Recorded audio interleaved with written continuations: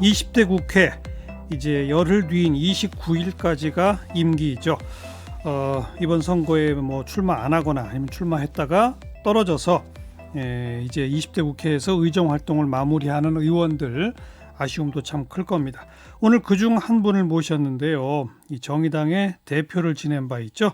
이정미 의원 어서 오십시오. 네, 안녕하세요. 네. 선거 출마해서 떨어진 사람들을 낙방거사라고 부른다는 거 아세요? 네. 낙방거사 이정미 의원 이렇게 이게 썩 좋게 들리지는 않네요. 지금 마음은. 벌써 한 달 넘게 지났는데 여전히 그러세요?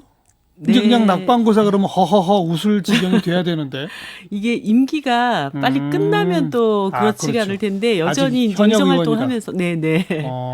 그렇군요. 여러 가지. 4년 좀 정리가 되세요? 아니면 아직 정리는 안 되세요?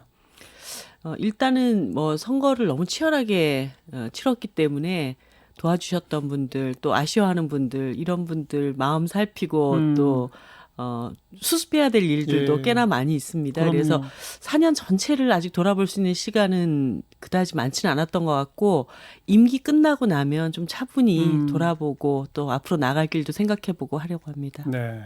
인천 연수 을. 을 네. 사무실은 이미 옮기셨다고? 아닙니다. 지역 사무실. 예, 사무실이 지금 선거를 치르느라고 굉장히 큰 사무실을 좀 운영을 해왔기 때문에 이제는 조금 이제 소박한 사무실에서 지역 주민들하고 재미있는 일 많이 해보려고 지금 사무실을 이제 옮기려고 하고 있는 상황입니다. 아직 네. 옮기진 않았고. 네네. 네. 그 치열한 선거 지난번 선거 때 하고 네. 지금 4년 후 하고 지역 유권자들의 민심이나 뭐 이런 것들을 보면 좀 어떠세요? 일단은 이번 선거는 거의 코로나 선거라고 해도 과언이 아닌, 그러니까 모든 이슈가 그것에 다 파묻혔고 예. 국민들이 정말 이렇게 전대미문의 어떤 그 재난에 놓였었지 않습니까? 그렇기 때문에 이 정부가 이 위기를 잘 극복해 주기를 절실히 바라는 마음들 이런 것이 이제 선거에 고스란히 반영이 되는. 네. 그래서 거의 수도권에서는 이 정부를 뒷받침해 주기 위해서 집권 여당에게 확실하게 힘을 몰아줘야 된다. 정말 그 바람 앞에서 너무 속절없다라는 느낌이 들 정도로. 네. 정의당에 대한 태도나 이런 건 어떻던가요? 사실 정의당이 지난 한 1년 동안 굉장히 많은 어려움을 겪었습니다. 국회의 다양한 목소리를 담기 위해서는 선거제도 개혁이 절실하고 예. 그러기 위해서는 이 개혁을 추진할 세력들과의 공조도 한편에서는 필요했고 근데 또 그 과정에서 조국 사태가 터졌기 때문에 예. 이 두 가지를 국민들이 지켜보면서 어떻게 보면은 선거제도 개혁을 추진하려고 했던 정의당의 원래의 어떤 취지나 의미보다는 뭐 정의당이 자기 것을 챙기려고 원칙을 무너뜨렸다든가 이렇게 이제 보시는 부분들이 상당히 있었기 때문에 예. 저희들로서도 그 부분이 굉장히 뼈아프고 그렇죠. 또 그런 어떤 그 진위와 상관없이 또 평가받아야 될 부분들도 있었구나 이런 생각들도 많이 하게 되었습니다. 네. 조국 사태 때 정의당이 취한 태도는 지금 와서 돌이켜보면 잘못한 겁니까? 잘한 겁니까? 그러니까 사실은 이제 정치의 세계에서는 법률적인 어떤 판단도 있고 또 정치적인 판단도 있다고 생각합니다. 예. 그럴 때 정당으로서는 어떤 법률적인 판단에 앞서서 정치적인 판단에 대한 입장이 좀 우선시 될 수밖에 없는 그런 상황이었는데 그때 이제 검찰의 어떤 그 개혁 과제라든가 예. 이런 것들과 다 맞물리면서 법률적인 판단도 상당히 이제 세게 작동을 했었던 것이죠. 그러나 지금 돌이켜서 생각해 보면 정의당이 그런 법률적인 판단이 차후에 이루어진다 하더라도 정치적인 판단을 우선적으로 내리는 것이 필요하지 않았겠는가 이런 생각도 듭니다. 근데 그때 국회 안에서 또 여러 가지 개혁 공조라고 하는 그렇죠. 측면들도 또 저희들 발목을 잡고 있었기 때문에 참 정말 어려운 터널을 지나온 듯한 느낌 그런 것을 많이 봤습니다. 역사의 가정법이란 뭐 무의미하다라고 하지만 뭐 한간에 그런 얘기 하시는 분들이 많아요. 문재인 대통령이 조국 전 장관을 법무장관으로 임명하면서 이렇게 문제가 커졌던 거 아닙니까? 네. 그걸 하지 않고 이번 총선에 부산 지역에 조국 후보로 출마를 시켰다면 뭐 그거는 대통령이 출마시키는 건 아니지만 네, 그렇죠. 만약 그랬다면 양상이 어떻게 됐을까? 어떻게 생각하세요?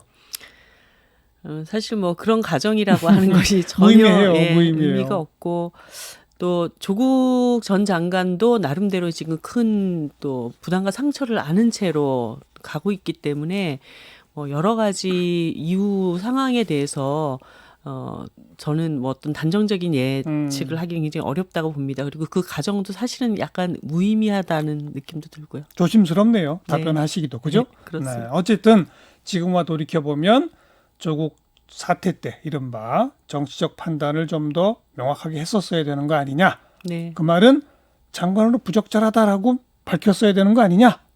네, 저는 뭐 초기에 문제가 터졌을 때 음. 사실 이런 굉장히 극심한 혼란을 겪기 이전에 정치적으로 일단 그 문제를 해결을 해놓고 예. 그리고 나서 법률적인 판단은 차후에 알겠어요. 밟아가는 것이 좋지 않았겠는가. 그리고 이제 어찌 보면 정말 정의당의 트레이드 마크 심상정 의원이 정계특위 위원장 맡아가지고 결국 해냈다 한 게 이제 선거법 개정이었었는데 뭐 참 태산명동의 서일필이라고 그 마지막에 30석 그것도 뭐 연동형의 반 50%뭐 복잡하지만 참 어쩌보면 연동형 비례대표의 기본 취지는 많이 손상된 약간만 살아있는 그걸 이제 겨우 만들어냈단 말입니다. 네. 그 다음에는 여야 모두 위성정당을 만들면서 이제는 선거법 얘기만 하면 일반 국민의 반응이 넌덜머리 난다 뭐 이런 식이에요. 네.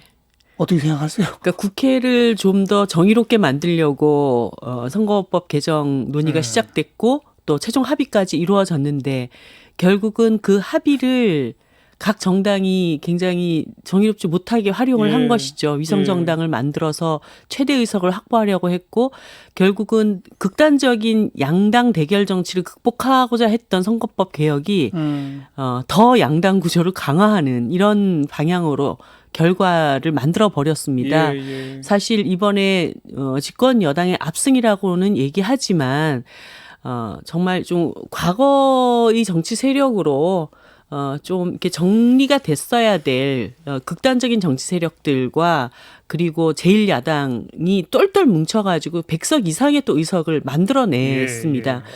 그 틈바구니에서 오히려 20대 국회 제3지대에서 다양한 목소리를 내려고 했던 그런 정당들이 위축되어져 그렇죠. 버리는 그런 결과로만 그렇죠. 빚어졌기 때문에 사실 20대 국회를 국민들은 최악의 국회라고 말씀들은 하시지만 그 제3지대가 있었기 때문에 국정농단에 대한 탄핵도 가능했었고 예. 또 공수처와 검경수사권 조정과 같은 그런 오래된 개혁의 과제들도 또 추진이 됐었습니다. 그런데 이런 부분들이 21대 국회에서 정말 이렇게 180석이라고 하는 위력을 가지고 얼마만큼 갈 수 있겠는가. 이제 완전히 극단적인 반대 세력과 다수 집권 정당 예, 이런 예. 모양새만 되어 있기 때문에 절충의 묘가 없네요. 네, 그것이 참 중간지대가. 걱정이 많이 되죠. 네. 근데 어쨌든 간에 지금 이제 국민들이 선거법의 그 우여곡절의 과정을 다 지켜보고 꼼수에 꼼수가 남발하는 걸 보다가 어찌 보면 이거는 좀 억울하게도 선거법 하면 떠오르는 정의당도 피해를 본 거예요. 네. 그렇지 않습니까? 이번 총선에서 결과적으로 과거보다 좀 저조한 성적을 얻게 된 원인이 그런 데도 있다고 보지 않으세요? 예, 뭐 이번 선거 결과가 과거보다 저조한 성적은 아닙니다. 조금 더 그 정의당을 선택해준 유권자가 지난 총선보다는 많아지기는 했지만 그것이 이제 굉장히 에너지틱하게 정의당이 뭔가 돌풍을 제3지대에서 돌풍을 일으키는 방식이 아니었기 때문에 정의당으로서도 애초에 목표했던 원내교섭단체를 이루지 못했고 예. 기운이 많이 빠져 있는 그렇죠. 것은 사실이죠.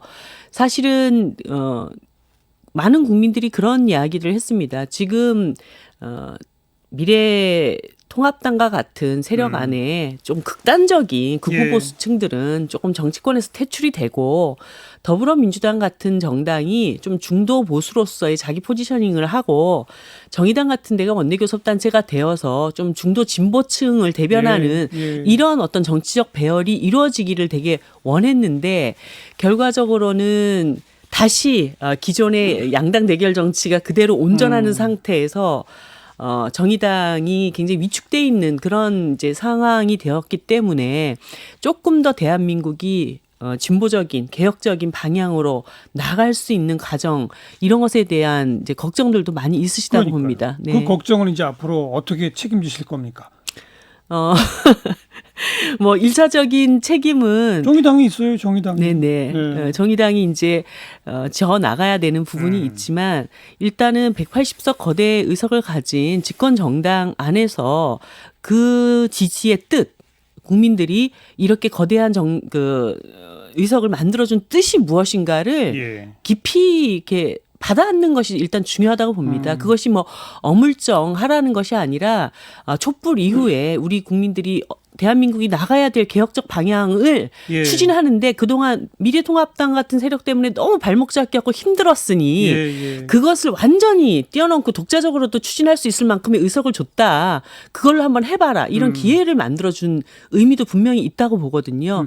그럴 때 그러한 의석의 의미를 더불어민주당이 얼만큼 받아안는가 이것도 굉장히 중요하다고 보고 그런 점에서 또 정의당이 견인해야죠. 예, 그걸. 그렇습니다. 그런 방향에서 그 두 정당이 내지 못하는 목소리들을 앞으로 더 열심히 또 안간힘을 다해서 내는 그런 과정들이 필요하겠죠. 정의당은 이제 혁신위원회를 만든다, 조기전당대회를 한다, 뭐 쭉 얘기들이 나오는데 가닥이 좀 잡히고 있어요?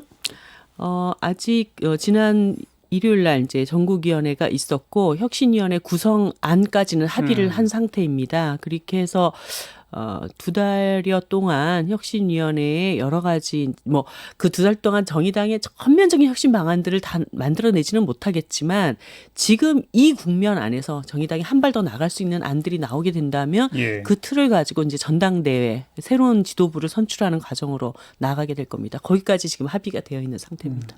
현재 심상정 대표도 원래는 임기가 많이 남아 있잖아요. 네, 내년 7월까지가 임기죠. 그런데 예. 임기를 줄이고 예. 사퇴하겠다는 거죠. 네, 그렇습니다. 그 취지가 그러니까 뭔 거예요?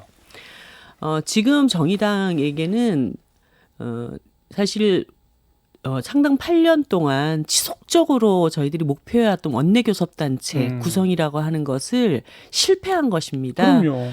그 실패에 대한 이제 책임도 있는 것이고 그리고 하지만 그 목표를 포기할 수는 없는 예. 그런 상태에 놓여 있다고 봅니다. 그러면 지난 8년 동안 그 꿈을 실현하기 위해서 노력해왔던 이제 일기 지도부들이 또다시 이 짐을 끌고 가기에는 그 에너지가 너무 부족한 것이 예, 아니냐. 예. 그렇다면 더 과감하게 당을 혁신하고 새로운 지도부가 좀 더 새로운 목소리를 낼 수 있는 그런 세대 교체 그것을 통해서 원내교섭단체의 목표를 실현하려고 하는 예. 또 다른 에너지들을 당 내에서 한번 만들어보자 이런 근데 그 취지로. 세대 교체의 어떤 후보군이 보여야 되잖아요. 네. 근데 정의당의 이제 문제점 중에 하나가 그동안에는 노회찬, 심상정 외에는 안 보였다. 이제 몇 년 전부터는 심상정, 이정미 외에는 안 보인다. 네. 뭐 이런 거 아닙니까?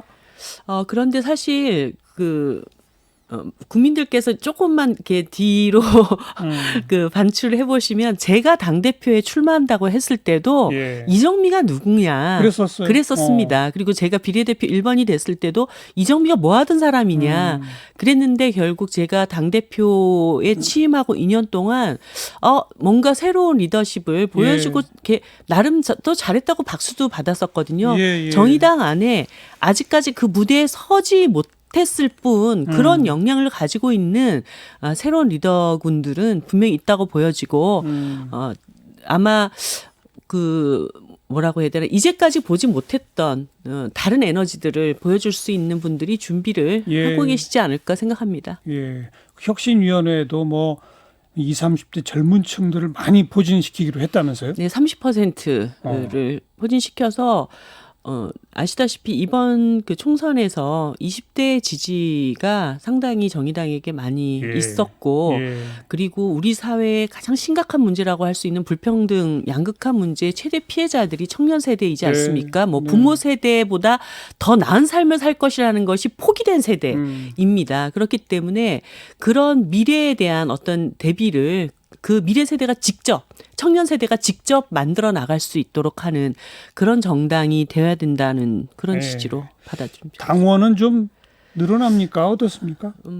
한동안 이제 당원들이 5만 당원 시대까지 올라와서 그 다음에 아직 뭐 폭발적인 입당 증가나 이런 것이 나타나고 있지는 않습니다. 사실 조국 사태 때 많이 빠져나가지 않았어요? 예, 뭐 빠져나가기도 하고 들어오기도 했고 그래서 뭐 당원 수가 막 급감을 했거나 급증을 했거나 예. 하지는 않는데 예. 제가 이번 총선에서 조금 아쉬운 것은 이제 지난 8년 동안 정의당이 선거에 실패를 할 때마다 굉장히 많은 국민들께서 지몬미 소위 이제 정의당 같은 당이 꼭 필요한데 입당을 해서라도 당을 좀 도와줘야지 이런 물결들이 좀 있었습니다. 그런데 이번 총선에서는 아직 그런 안 보여요? 에너지가 모아지지 않는 부분들은 정의당에게 지난 총선보다는 많은 득표를 할 수 있도록 힘을 모아줬지만 너희들 내부를 좀 더 철저하게 들여다봐라. 이런 또 채찍질로도 받아들여야 한다고 생각하고 있습니다. 네. 정의당의 새로운 모습 좀 기대를 해서 지켜보도록 하겠고요. 그나저나 맞서 싸웠던 민경욱 의원 네. 요즘에 계속 저런데요. 그러니까 사실 이 상황을 정말 받아들이기가 너무 힘드신 것 같아요. 본인이 이렇게 이번 선거에서 확실하게 이길 수 있을 거라고 하는 그런 그렇게 생각했대요. 확신에 차 있다가 이게 이제 실패를 하다 보니까 그 상황을 그대로 받아들이기가 좀 많이 어려우신 게 아닌가. 근데 이제는 좀 현실 앞에 다시 서서 정치인은 또 그 다음을 준비하는 과정이 필요하지 않습니까? 근데 저렇게 계속 가시면 사실 다음을 얻기가 어렵다고 저는 보고 있습니다. 그렇죠. 네. 저렇게 가면 다음번 출마도 더 어려워진다. 당선도 그렇고. 네, 저는 그렇게 보고 있습니다. 이미 사실 그 길로부터 상당히 멀어지신 게 아닌가. 그런 이미. 당 내부로부터 그 당 내부로부터도 네. 사실 지지를 받지 못하고 있는 상황에서 계속 집착을 하고 계시기 때문에 그 집착을 버리는 길이 민 의원님이 사시는 길이 아닐까 하는 조언을 좀 드리고 싶습니다. 아주 애정어린 충고를 말씀을 주시는군요. 그래요. 이정미 의원, 이제는 이제 의원 신분이 아닌 당직을 뭔가 맡으시겠죠? 아직은 뭐 제가 당에서 어떤 역할을 한다기보다는 새로운 리더십들을 잘 뒷받침해 줄 수 있는 이런 역할들을 하면서 그래도 지역에서 또 저에 대한 애정을 갖고 그 어려운 양강구도 안에서도 저를 선택해 주셨던 많은 유권자들과 함께 연수을 지역에서 뭔가 또 새로운 일들을 해나갈 수 있는 기반을 닦는 거 이것에 좀 집중하고자 합니다. 네.